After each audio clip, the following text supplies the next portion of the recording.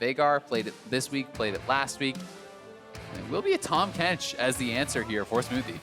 All right, Tahm Kench locked in generally means you're not going to go for a super powerful bottom lane just because he doesn't lend himself towards that. He's not a big lane presence early on in the game, especially not up against something like the Lux. See what else TSM want to go for here, because remember, although you're up against a pick like the Lux that we saw paired with an aggro, powerful laner like the Caitlyn from TL last time around, this is the Cloud9 bottom lane who has been struggling a bit more this split. Yeah, certainly the case. Sejuani makes a lot of sense. You know, definitely could have seen something along the lines of Rek'Sai or J4 coming out there as well. I wouldn't be surprised to see if Cloud9 does want to try to match that jungle pick now. Or it is disabled, I do believe, so Sorry, crowd. I don't think we can actually get that. Y'all are hate to crush your dreams. Yeah. But and we could see something along the lines with Sylas. You know, the kind of traditional answer in the past has always been Trundle into that Sejuani, so that is certainly a possibility. The Sivir, going to be a strong pick there for Sneaky. We haven't been seeing him play it much yet this split, just the one game, but Sivir has become very, very popular in the meta. Such a solid bottom laner, very, very stable, and it will be Jarvan, so a little bit more of an aggressive answer, you know, as opposed to that Trundle, which is kind of more of that late game team fight style of answer.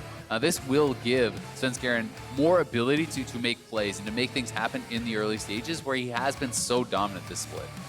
Cloud9 sharing 2 out of 3 of the early picks with what Team Liquid had in the last game. Strong early champions there in the draft. As we'll see, what does TSM want to answer with? The answer is Varus. Okay. So they want to be able to contest this laning phase some. Yeah, this is a pretty strong laning duo, something that TL was really well known for, playing that Tahm Kench Varus quite a lot. You know, even going into MSI, that was something that they were very well known for. And this is actually the first Varus play here for Zven this split, only the second TK game there for Smoothie, so a little bit of a different look than what we have been seeing from them in summer, but very strong laning duo. Varus holds up quite well. You can expect them to be getting pushed in, though, against the Sivir, and especially with the range support advantage. That being said, Tahm Kench is going to be really powerful for those side lanes, and I think Cloud9 may focus some of the strong side lane champions as a result to try to deny any potential 1-3-1 sort of style. We've seen a lot of that out of TSM, both with the TF, but also with some Broken Blade picks, bringing out things along the lines of the Aurelia or the Jax or those types of champions can be very, very good in that side lane play. Well, solo lanes, solo lanes, solo lanes, the name of the game here with those bans. Akali, Irelia, there's your Veigar. TSM not going to allow Nisqy onto that one. It's another one of those champions that almost falls into the surprise category factor. Just because you're playing the game, having a good time with League of Legends, all of a sudden 700 AP burst out of nowhere at 21 minutes. Didn't feel so good. Yeah, I mean, he was sitting on almost 1200 AP in the game yesterday, and that was a long game, to be fair, so he did stack up a lot on that passive, but definitely can be very threatening. Corki also off the table, so no Corki, no Azir. The focus on the mid lane there makes me wonder if this is going to be a Bjergsen blind pick and save top for last. That is my assumption. Otherwise, I don't think you actually need to ban the Veigar, right? Like, you can actually just let that go through and then answer it with something else, but maybe blind pick top and saving that counter pick for last either way, which is a little bit surprising to me because I do think that Bjergsen can play some of the matchups that are really strong into it. Things along the lines of Vel'Koz or even Xerath can actually really be quite strong into it. Maybe you're not willing to play those for other reasons, but some of those long-range poke champions are something that is so tough for Veigar to actually deal with because you just get outranged so heavily, you get poked out, you get harassed down. But it will not be the option either way. And Bjergsen will have counter pick, we are assuming, unless it is a Rumble flex to mid. We have not seen that in competitive play, but it is something that does actually show up a decent amount in high-level solo queue. Rumble is actually a really powerful mid laner for those Rumble one tricks and those types of players who are really experienced on that. Well, Cloud9 are going to go ahead, find themselves a powerful AP champion in that Vladimir here. As the other pick likely to be the Aatrox locked in, so probably Vlad mid, Aatrox top for the side of Cloud9. Yeah, certainly what we are expecting, and then the question is, what does Bjergsen want to play into this? What does he feel he can bully this the most with or get the biggest advantage alongside? There is a lot of AoE already on TSM's squad, and a lot of magic damage if you're looking across. Varus is fairly heavily mixed. Sejuani magic damage, Tahm Kench obviously not really relevant in that regard, and then you have Rumble pure magic damage, so going for the Jayce, I think, makes a lot of sense. that does round out your composition and the damage types there quite a lot. It's also worth noting, this is the first non-Jayce game for Kumo in the LCS. He's played 3 straight Jayce games.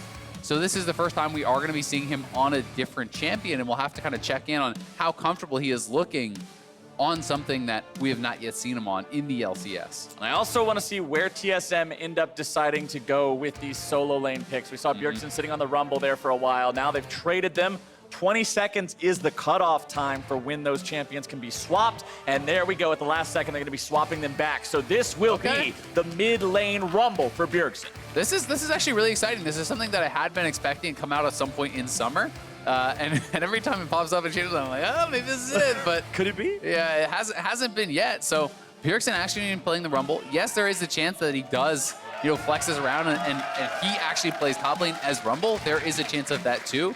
Neither Broken Blade nor Bjergsen have brought it out this split. And I don't remember Broken Blade really playing Rumble at all in spring either. So, it is a possibility that Bjergsen is going to lane it top, but for now we will expect it to be mid. You can play this very aggressively. Ignite Rumble with Comet is a really powerful laning champion that does have the potential to actually just burst out some of these mid laners in the meta. Crowd roars to life, and we head into the Rift. The latest chapter of TSM versus Cloud9 about to unfold. Bjergsen on the mid lane Rumble. Svenskeren back in the game for Cloud9. And we got the kinds of champions that can turn this into a real barn burner. Yeah, I'm really excited. No Gorky, no Azir. That enough is enough to get me hyped up. And saw a poster in the crowd from Canada, go C9. So hey, shout there out you to go. Someone making a trip down from Canada. That's pretty hype. Well, as the players make their way out onto Summoner's Rift, Amelie is standing by. She's got a sideline report ready to go with Reaper. Take it away.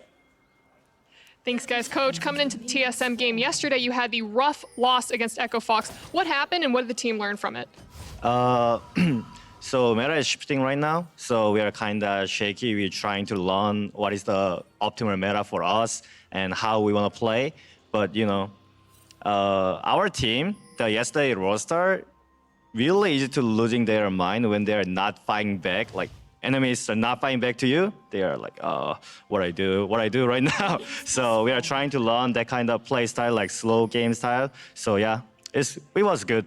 Lost is a lost, And with that combination of players, what happens when Svenskeren enters the mix instead of Blabber? We need to win. All right, well, Svenskeren's going to bring home the win. Last question really fast. First impressions on the draft, seeing Bjergsen take that Rumble.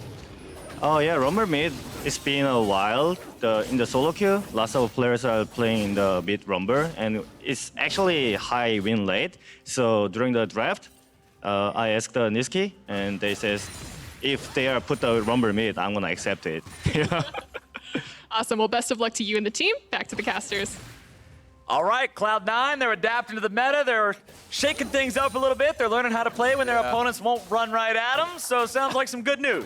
I also love, how he's like, well, why would you be putting Svenskeren in? What's it going to be different? He's like, oh, we need to win. He's like, okay, well, that's the answer. Expecting higher performance perhaps from Svenskeren. We'll see if he can make good on that.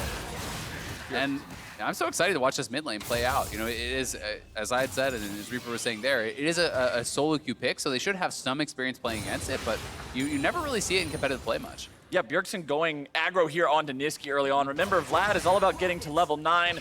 To a lesser degree, maybe level 7, you can at least feel okay. But before that, the trading windows for the champion don't feel that good because of the very high cooldowns on transfusion in the early levels. It means that Bjergsen's going to be comfortable here, pushing up, taking control of the lane nice and early, managing that heat to make sure you're getting the most out of your flame spitters and keeping those minions shoved up. Yep, exactly. And when you are playing Comet, anytime you actually hit that Harpoon, you are going to hit confirm your Comet because the slow will guarantee that the Comet will land unless they pool or something along the lines of that. But now we'll roam up to the top side.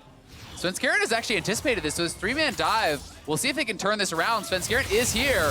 TSM are going to start the playoff, and Svenskeren already makes his way up there. TSM will not get away with the dive. Yeah, and it actually costs TSM more summoners because Svenskeren anticipated this, waiting behind.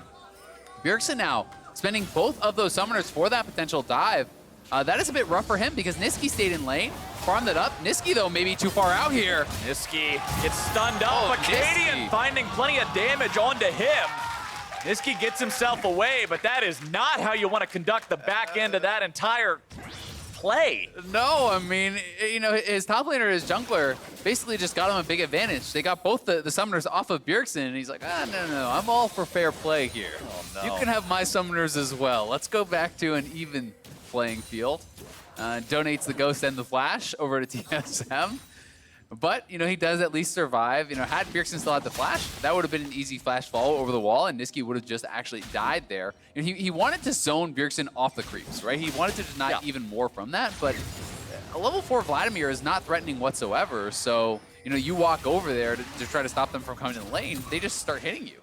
Well, I got to give credit to Svenskeren more than anybody else over the course of the past 60 seconds here, because that to me looked like proper preparation. That to me looked like watching TSM's recent games as they're trying to play more aggressive and work on this early game style and saying, these guys want to make a play to dive a turret early. They're not going to be diving onto Sivir and Lux. Who are they going after? Aatrox. Let's make sure we stop it, and it works out perfect. And I think it was also, you know, a really good attempt from TSM because you're attacking Kumo, who is playing, you know, his first non-Jayce game in the LCS. He's only 2 weeks into the LCS. He's up against Broken Blade, who has this lane-dominant pick that you want to snowball in the Jayce. So everything there makes sense about the play. You know, utilize the early push from the Rumble, then roam up to that top side. You have Aftershock on the Sejuani to tank up the turret. Like, that was a good play. It was just also a great answer from Svenskeren. So, you know, already pleased with the beginning of this game, and we'll see if, you know, the teams can continue at this pace. And one thing I want to watch throughout this game is both of these bottom laners, because Zven and Nisqy have both been having a little bit of a rough time so far this split, and that their performances haven't been up to the level that you would expect from 80 carries of their caliber. Zven has had quite a few mistakes in his games. We've seen a lot of poor laning performances out of Nisqy and Zeyzal as well. And if one of these two can really just find that mojo that they've been missing and have a pop-off type of a game, that could be the X factor here. Yeah, it definitely can, you know, especially, you know, if you come into a game and both teams have the game plan of just focusing towards top lane, if your solos, like, are getting focused and your 2v2 just naturally wins on the bottom side, that can completely change the outcome of the game. And Broken Blade is really looking to dominate this lane. The early Executioner's buy I love. I think this is very, very smart against the Aatrox, who does have quite a lot of self-healing there, and he wants to keep him down, not allow him to constantly sustain back up, push him in under the turret, harass him there nonstop. But Svenskeren is in the area, so he's going to have to be careful about where he has his vision. But it's Bjergsen and Akaadian looking for another potential dive.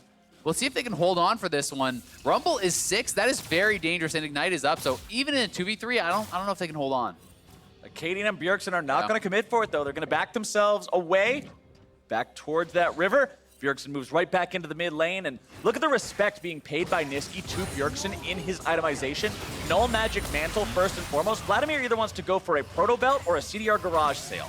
Null Magic Mantle is not really involved in that, so that means he's very much saying, all right, I don't know how much damage might be coming out of this guy, but I don't want to give away those free kills. Yep, you got to be really careful about that. You do not want to allow him to snowball on you, and if you can hang on, then you're going to be fine, right? You are going to get to the point where Vladimir skills up really, really well. But C9, you know, knowing their limits on the top side of the map, so, you know, instead of trying to hold out the turret where I think you would die against that equalizer, they do just back off, and, you know, they give up some minions, but they stay alive. And Zven, good trade there on Azael, should push him back to base. We'll see if Nisqy does join, or if TSM want to use this opportunity to try to start up the dragon, because you know Zeyzal is having a base, he has no teleport, so you should have the man advantage down there. And I'm also watching Smoothie this game, because he's on Tahm Kench, he's got Summoner Spellbook, TP has been swapped out so we can get back to the lane here very quickly. See him move in towards that Drake pit as Akaadian's already got this one started up. Critically though, no level 6 on either jungler, so if this turns into a big old fight, we won't see those ultis come out. TSM rotates up to here with their bottom lane.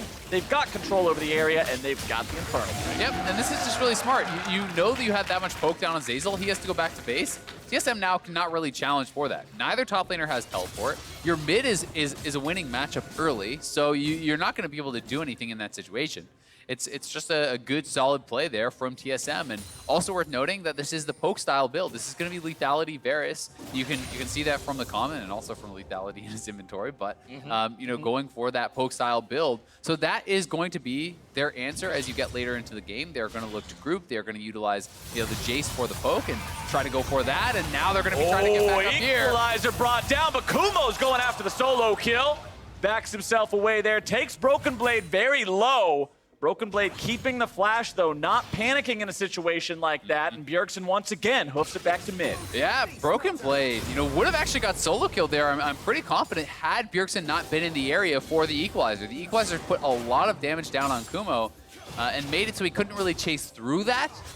You know, otherwise, you know, even though Broken Blade has his flash, Kumo could flash follow, so you know, a good bit of pressure again from Bjergsen. He has been so proactive. That's his third roam in 9 minutes, already to that top side of the map, and they are trying to really help out Broken Blade and get him ahead.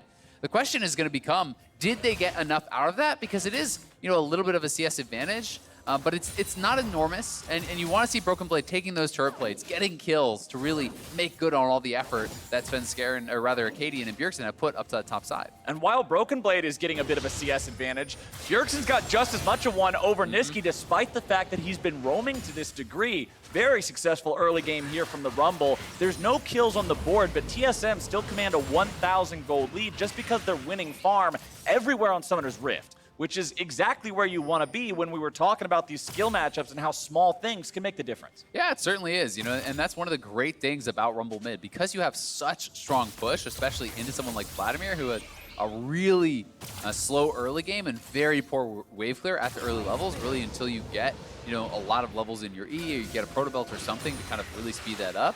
You're going to get shoved in, and then Bjergsen just uses that time to go elsewhere on the map, and Kumo now taking a really bad end of that trade is put low as Broken Blade has gone back and now spent his gold. He's now sitting on this rated Dirk. That full buy will be a pretty big deal.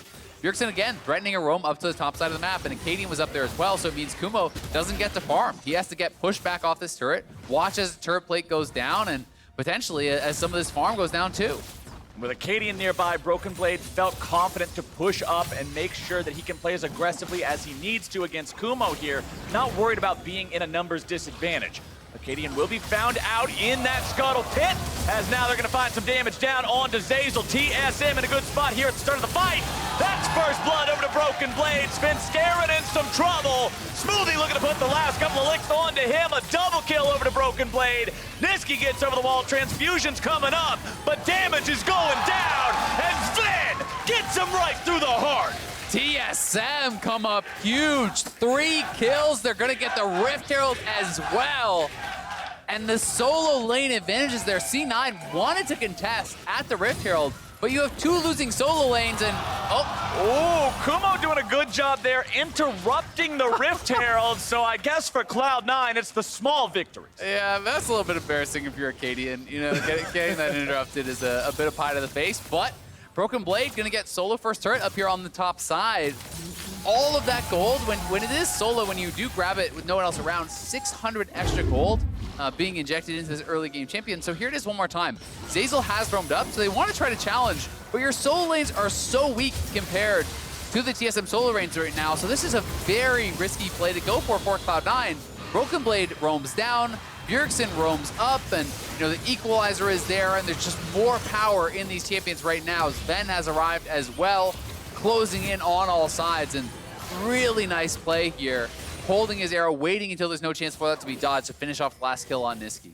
Sneaky was left in bottom side to farm up, push the wave a little bit, but Zven rotating over made the difference for getting that extra kill. TSM now with a 4,000 gold advantage, 12 minutes huge in this game because of the plays they made in that top half of the river. And it could have been even more. I mean, there's only 3 plates left on the mid lane turret. If Akaadian hadn't gotten interrupted, eventually that turret actually just dies, right? You know, barely over 2 plates. So, you know, could have been even almost another 1,000, you know, in their pockets, and they are still very far ahead, even without that. Broken Blade now threatening the raid over here. Kumo, though, looking for him. Kumo finding the wombo combo damage, but Sneaky's now in some trouble. Goes into the stasis. Akaadian's making the dive happen, and that's one skill going away on TSM. Smoothie tries to get himself away, but Zeyzal's able to mop him up. Cloud9 coming in, trying to find a second one here onto Akaadian, but the equalizer will burn Zeyzal to the ground. Bjergsen's grabbing a kill on that one, but a big cataclysm's gonna trap TSM again. Cloud9 finds an answer, but Akaadian finds Svenskeren. Nisqy makes his way on the back end of the fight towards the TSM members. He wants to go for something, but all he finds is that he's there too late. Yeah, Nisqy not quite there in time. If he had Flash, he maybe could have looked for that play. He had Ultimate Ignite available, but he is on the Ghost, and it was not ready here. So TSM, again, making the proactive play, ramping it up here. Nisqy with a good spell shield on the Q, but with the spell shield down, Zven knows he can nail the ultimate, so Nisqy then drops that Hourglass. Does actually have a pretty well-timed one, but Akaadian nailing the ultimate, taking him down, then all the TPs do arrive, Akaadian flashing to buy some time, and once Bjergsen is here, the poke lands from Zven onto Zeyzal. Bjergsen just drops the hammer here with the equalizer, flashing in with that overheated flame spitter, shredding them down. And despite the fact that Svenskeren and Kumo do a good job getting them low, here we go again. Broken Blade. There's that hammer you were talking about being brought down. That one finds its way onto Kumo here yet again. And it's a 5 versus 4 now in the bottom side of the map. TSM, everybody's ready to go around this Infernal Drake. Cloud9 has no Cataclysm available. They've got no On the Hunt ready on the Sivir. A fight here is not one they want to take. Broken Blade chunking Nisqy down to half HP. Svenskeren could go for a big steal here if TSM want to risk that, but it looks like they'll back away and let the Drake reset. Akaadian has no smite, so they can't actually go for it here. Not sure if he did use the smite, you know, perhaps in a fight just before it, but that would be way too risky. Svenskeren's definitely willing, I think, to sacrifice himself to try to go for a steal on an Infernal. It's such an important dragon, especially when you are behind and your opponents already have one. Nisqy's gonna have to be really careful here. Nisqy drops the Hemo Plague, forces Broken Blade to run away. Svenskeren shows up now, bringing down the Cataclysm. Broken Blade finally forced to flash out. He knows he can't hold it any longer. Nope, he's got to get out of there, so does drop the flash, but this is 3 members down here from C9. Now Bjergsen has arrived, he is warded out, but they're gonna start up this Dragon Smite now available here for Akaadian. And they feel like they have the strength to do this, and I tend to agree. Bjergsen has the ultimate. A little bit of damage coming out there from Zeyzal, putting some work in on the TSM tanky health bars, but there's the more damage down onto Svenskeren. These piercing arrows from Zven are finding their mark today, and because of that lethality build you mentioned earlier, they are so deadly. Yeah, they really are, and the Chain of Corruption over the wall was just great onto Svenskeren. They know he wants to try to go for that steal, look for the smite. But instead, you have a ward over the wall, they lock him down with the Verisalt, so he can't even get into the pit and poke him out. So he has no chance of trying to take that away. Bjergsen has gone for the Morello's Rush, which I really do appreciate. You know, when you are going up against this Vladimir, you also know that no matter what the lane assignments are, it's going to be good because you're going up against Aatrox or you're going up against Vladimir. Those are your opponents in the side lane, so I think that makes a lot of sense. If you build MR and end up against Aatrox, you're sad. If you rush Zonias and end up against Vlad, you're sad. So, you know, this seems like a bit more of a middle route, and he's now going to have double Spell Pen. He's going to have that healing debuff, and he has hit level 11, which is an incredibly powerful part of the game for Rumble.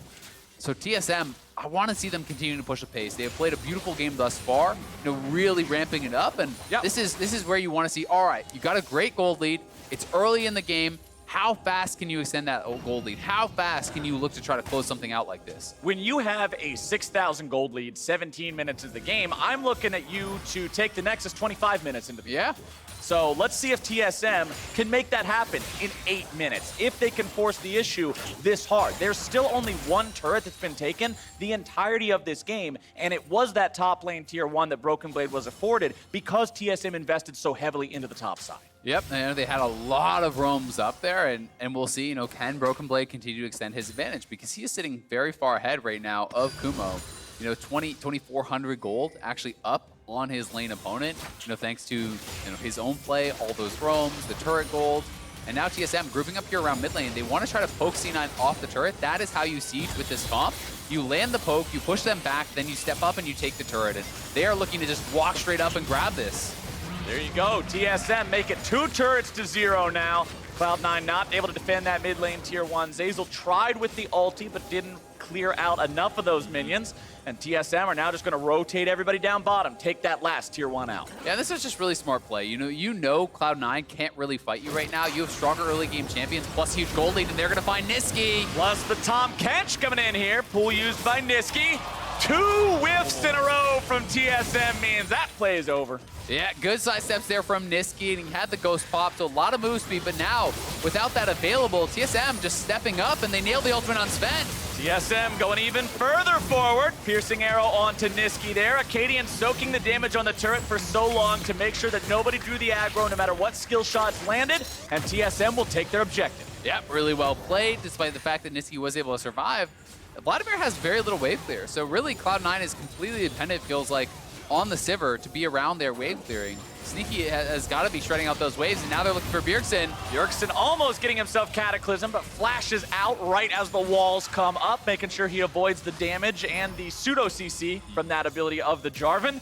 Cloud9 just trying to do whatever they can to try to punish TSM at any window that looks like it might be cracked open a little bit, but TSM are doing a good job of not allowing that to happen. Yeah, we'll see. Now that they have flashes down on both their solo laners, can Cloud9 punish that whatsoever?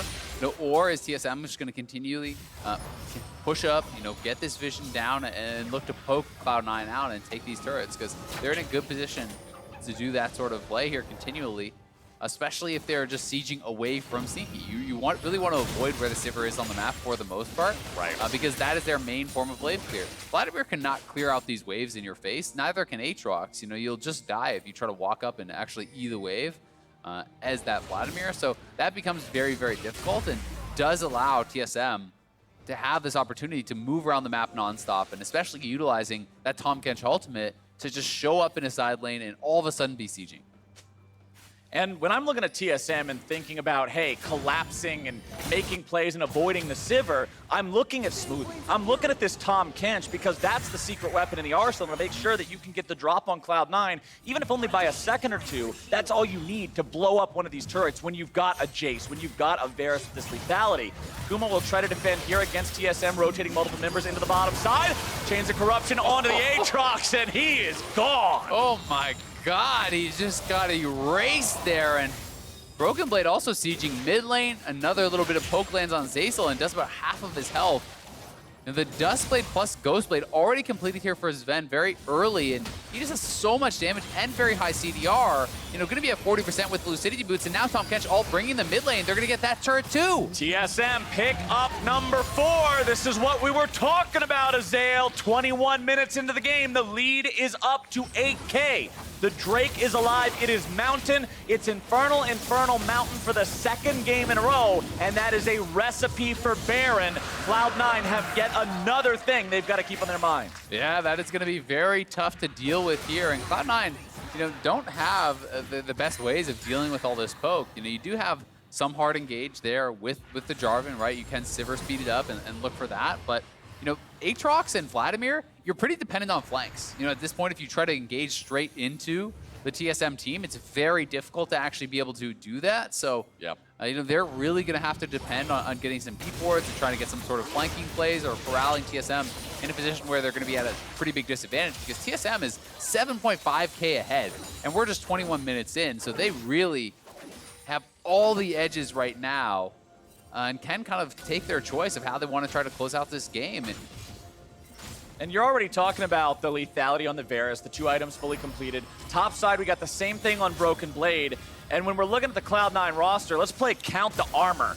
On Zeyzal, nothing. On Sneaky, nothing. On Nisqy, looks like a whole lot of, yes sir, that would be nothing. Yeah. If we look at the jungle, Svenskeren, hey, he's got a chain vest, at least he's working with a little bit of something. And Kumo's got some shoes. That is not enough to deal with these 2 massive lethality artillery cannons raining hell down on your lines all the time when they're on the same screen. Yeah, I mean, honestly, it's not even just the armor that you have to look for. You have to look for magic resistance too, because Bjergsen has double spell pen there. So, this is one of the advantages of having a well-balanced composition, is it's hard to actually properly defend yourself against both the armor pen and the flat pen here from the Rumble. So, TSM, certainly a good comp in that regard, and are looking like they are in just such a good position here. Akaadian already has the early Warmogs as well, so if you cannot actually knock him down, he's just going to shrug off any of that damage. And it does give you opportunities to constantly do things like starting up Baron, and oh my god, that... Zeyzal nearly going to be taken down instantly. Cloud9 looking to start off the fight, and they're able to grab the shutdown onto Broken Blade. TSM may have gone a bit too far. Smoothie barely getting away on this one. Thick Skin's able to keep him alive.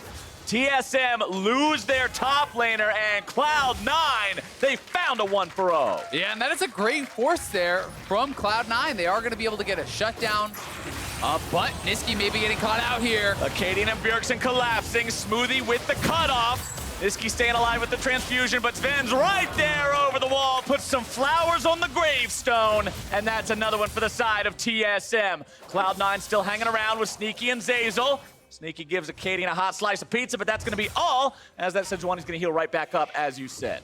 Yeah, and that kill, very, very big there for TSM. Again, utilizing that Tahm Kench ultimate, you push a little bit too far out, all of a sudden multiple members are behind you, and you are going down. But that right there is kind of the way that Cloud9 could perhaps come back into this game. You know, Nisqy did blow the flash to make it happen. It was a great binding initially from Zeyzal, but he ends up losing about 2/3 of his health. Then straight in, flash, ultimate, hits the E there as Nisqy, and they chase down with that Lux ultimate to finish off Jayce. Multiple members from TSM were very low there, but TSM wants to play a slower fight. They want to play a fight where you're landing poke multiple times, where you're wearing down your opponents, and Cloud9 are essentially, you know, on the opposite end of the spectrum, where they want that immediate all-in fight, 100-0, Yep. go right at them. And that's exactly what Svenskeren recognized, the opportunity to blow Broken they're Blade looking up, again. and now Cloud9 will once again look to find that opportunity. Sneaky nearly taken down, Akaadian going to be soaking up the damage, Sven's in some trouble. Svenskeren looking to put the last couple of auto attacks onto him. Shut down for Cloud9. Smoothie's in some trouble too, and the C9 boys found two. And they're going to start Baron. They're just going to go for it here. Broken Blade is in the bottom lane here. Akaadian has no flash. They're TPing in. Bjergsen has Equalizer. The Baron pit is a dangerous place to be. Sneaky's burning away, and he will fall. Bjergsen's able to grab that kill, but now he will surely go down. Broken Blade trying him off of Svenskeren. Not quite enough damage to find it. Akaadian's gonna take down one, but they'll trade one for it. The Sejuani's still alive, but he's trying to get away. Too tanky to be taken out, but TSM will stop the Baron. Yeah, TSM stopping that Baron is so important. It does cost them summoners off of Bjergsen and the teleport from Broken Blade, so still a great play from Cloud9, and they are battling back in this game from what looked like an unwinnable position. Let's take another look at how they did it here in the mid lane. Yep, they see Zven there, and they have seen, you can see Bjergsen is on minions up in that top lane. They know he cannot respond because he has no teleport. Broken Blade showing now on the minions in the bottom lane, so they just hard commit to this. Zven just gets knocked down by Svenskeren, taking him completely out. Smoothie, tanky as he is, cannot survive to these 5 members, and it looked like Cloud9 may just be able to grab a Baron here, but they do not really have the damage, and Sneaky very low. He never got to get his base off, so Bjergsen flashes in. The Ignite is gonna burn him down. But then, the full commitment to this fight. It was a great stopwatch from Bjergsen, buying so much time for Broken Blade and Akaadian to get some work done. And Bjergsen died with Equalizer up. Imagine if that had crashed into the ground and provided the extra damage. That's a good point. For TSM to mop up the rest of those members. But man, we were praising TSM for such a powerful early game, and I meant every word of those praises. But I have got to applaud Cloud9 for being in a game where they're 8,000 gold down and finding back-to-back windows to start and win some fights. Yeah, and that is a really good job forcing. That was their only kind of narrow opportunity to try to come back in this game. They are still very behind. 4 Dragons to 0, down almost 6K, well 5.5 now. So they have got to keep looking for these plays, and they're going in again. Here we go. Sneaky's on the front line, but Sven's going to be eviscerated if not for Smoothie, keeping him alive. Nisqy looking to find that last bit of damage, not quite able to make it onto the TSM AD carry. Zeyzal providing some CC. TSM's thrown up into the air. Bjergsen going to be taken very low. C9 not finding kills. TSM not finding kills. Dear Lord, how did they all walk away? But Cloud9, they're pinging it over towards the Baron. Are they actually going to attempt this? Sneaky is teleporting back. I don't think they can go for that though, but yeah, TSM barely able to squeak out. Smoothie did an incredible job in that fight. The Devour on Zven to save him from the Lux ultimate, then lands the Tongue Lash to actually slow down the Nisqy engage, which would have killed off him. him as well. Now Nisqy maybe getting caught out here by Akaadian. Nisqy being shielded up by Zeyzal. Oh, good Akaadian dodge. trying to land that last auto attack, that last into the glacial flail to be able to get the stun, but he will not find it. 3 out of 4 does not round up. Nisqy walks away. Yeah, and Nisqy has no teleport. He actually just used that recently. Zeyzal's gonna have to go back to base. So now it is TSM over by that Baron Pit, and they are starting this up here. Nisqy does have flash, but Nisqy has no ult. Nisqy is not there yet. TSM demand an answer from Cloud9. Baron at 1/4 HP. Zven nearly killed again, but nearly's not going to be enough. Zven taken very low. Bjergsen exploded. Cloud9 are still going to find the fight. They've got 2. Akaadian and Broken Blade are on the run. Zven's got 300 HP, and Cloud9 is biting back. Cloud9 are staying alive in this game. I can hardly believe it. TSM getting roasted at the Baron Pit there. Cloud9 will take the mid lane turret, and they are keeping it close. This was, 7K like 10 minutes ago, and the gold lead is getting smaller. TSM have got to reset, have got to slow down a little bit here and make sure that they're looking for these correct fights. Svenskeren over the wall, beautiful knockup on a Broken Blade, and they're utilizing these Lux ults from long range very, very well. Then, as the Devour is used on Broken Blade, Bjergsen is overheated, he is exposed, he gets knocked down. Zven had already been pushed out of the fight by Svenskeren's engage, so TSM didn't have much left in the tank at the end of that point, and they're really focusing Zven on this very, very, very hard. Utilizing the dive here from the Jarvan, from this Aatrox as well, to push him out of the fight immediately because he cannot stand an auto. He's a poke style mage essentially, with this build. And as we get further into the game, that becomes so relevant because we were talking about these lethality champions earlier, the Jayce and the Varus. How do you even survive when they chunk you so low? Well, how do you survive when Sivir's up in your face dealing out all this ridiculous damage and you've got no answer? Smoothie's gonna be stuck in the Cataclysm having to flash away. Zven providing some cover fire, but now Cloud9 is Bjergsen deep under the enemy lines. Bjergsen's coming in for the flank, and C9 may have overcommitted. Akaadian tries to continue to frontline here. Bjergsen's alone, he doesn't want to go in too far without the rest of the team being able to catch up. Zven with the flash to stay alive, and somehow, somewhere, some way, no one goes down. Yeah, Cloud9 is just refusing to give TSM time to set up the fights. TSM needs to use these lethality champions to land poke, to get them low, whittle them down, and then maybe engage or just siege. But C9 is saying, no, you don't get to have that time. We walk up, we press Sivir ult, we press Jarvan ult, we engage at full health every time, and you will have to fight us from that position. So, TSM is going to have to be really careful about that and make sure that they are either properly set up or have enough vision to avoid these engages so that they have the time to get that poke down, because that is what is so critical for them. They are really in a good spot if they can land that poke and be able to set up the fights properly, but if not, the gold lead is meaning less and less. Sivir's on 3 completed items now. Death Cap is done, as well as Spellbinder and some CDR here for Nisqy. This is getting to be very scary. 3 item Sivir plus 3 item Vlad. When you have the Vlad amp damage or all the Sivir ricochets, you can get shredded. This is a very scary position for both teams because the game rests on a knife's edge. Kumo gets hit by the piercing arrow, losing about 20% HP. Nisqy continuing to move forward here, looking at which summoner spells are available. Svenskeren with no flash for the initiation. Nisqy has a flash of his own. Zven does not. Smoothie does not. These immobile members of TSM, if they get stuck in that crater, they're going to be there for a while. Kumo now eating the ulti coming out from Akaadian, but C9 still able to disengage. Here comes Zven. Here comes the damage. TSM having to get themselves away. Nisqy falls, but so do 2 on the side of TSM. Kumo's looking to rampage forward. Zven gets caught out, and Kumo will slam him into the ground. Svenskeren's there for the kill, and Bjergsen will stand until the last breath, but Nisqy will make sure he leaves in a body bag. It's C9 on the victory push. That could be it. C9's gonna look for the end here. TSM so long on the respawns. I don't think Akaadian can hold on. Everyone who's ever played League of Legends has been in a spot where the poke comp is ahead. It has felt like there is no way to find some win in this one. And Cloud9 are putting on a masterclass of how to deal with this. Yeah, Akaadian too tanky there, is able to buy some time.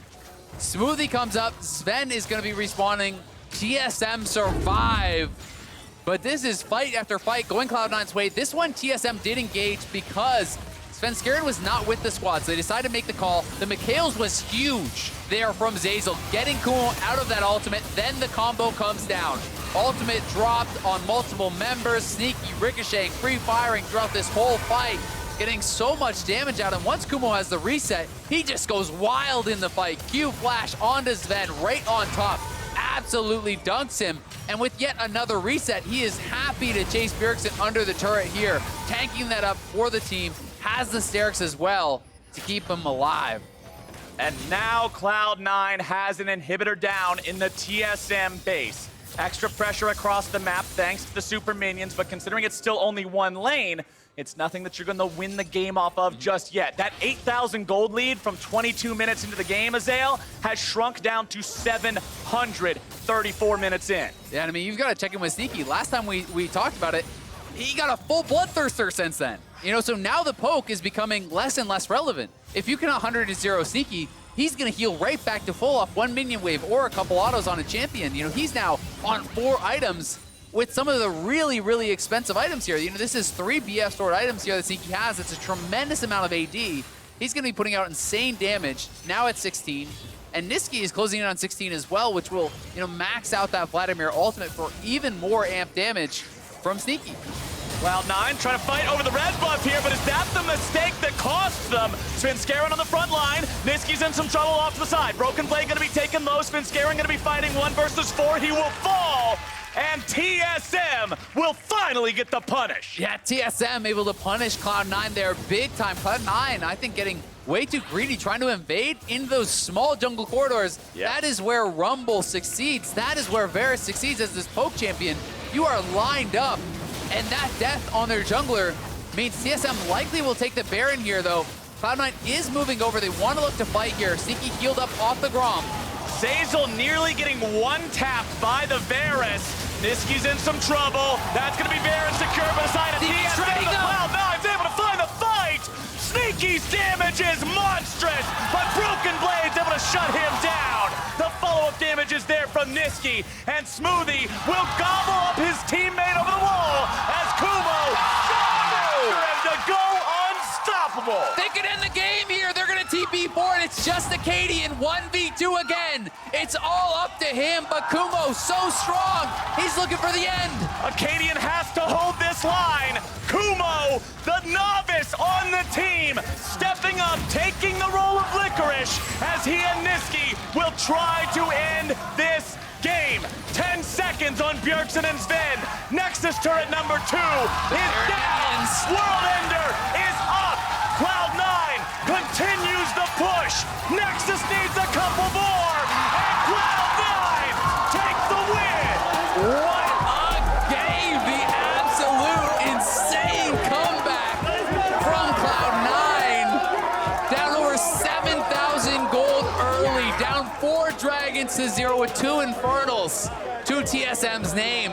And it is Cloud9 that will see the victory screen. And Jack runs onto the stage, encapsulating the feelings of Cloud9 fans everywhere. What a game that was. It looked like they may have finally committed the fatal mistake around the red buff, but they turn it around in the Baron pit and find the win. Kumo on this Aatrox, going over the wall to finish up the fight, finish up the game. We said, all right, you've played 1 champion. How do you look on number 2? Pretty damn all right. Yeah, he looked pretty damn good in that final fight, hitting all 3 of the Qs there on Smoothie, taking him down and allowing them that opportunity to close out the game. And I'm honestly shocked. This was, I was willing to say this was the best game I had seen from TSM all split. You know, they looked so good in the early stages. They were snowballing their advantage. They were in complete control. They had a massive gold lead, complete control of the neutral objectives.